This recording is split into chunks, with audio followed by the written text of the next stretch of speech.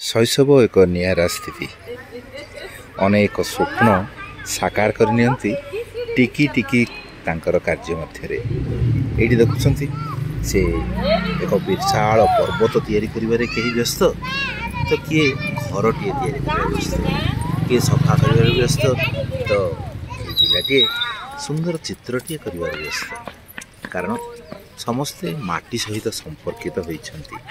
जेतेबेले आमे माटी सहित संपर्कित होइजिबा सेही संपर्क आम भितरे थिबा अंतर्निहित गुणावलीर विकास करबा दिगरे अनेक सहायक होइथाय।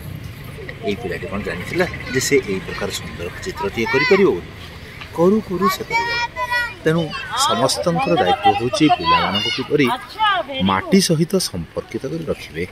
माटी ही होची माँ एवं माँ तार कोଳରେ तार संतान को अनेक संभावना दिगरे आगो को जीवापाई खोराक सृष्टि करिथाय।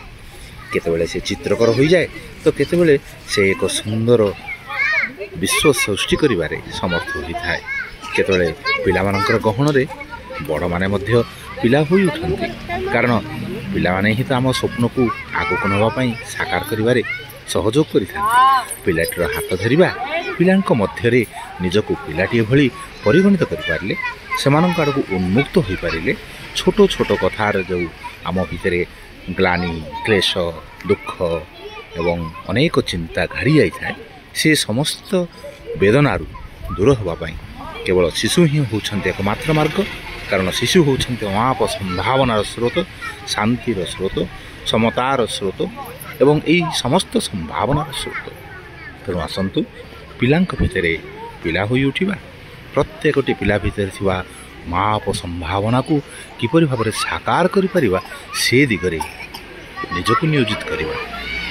आसतु ताहाले आज विश्व महाकाश दिवस अवसर में आकाश होउछि हमर लक्ष्य दूर दिगंत नूतन दिगंत सृष्टि करिबा दिगरे पिलामानंक सहित पिलाटी होई उठिबा ना रहुछि। तेबे रेडियो कोरापुट में सीएच संताकर नमस्कार।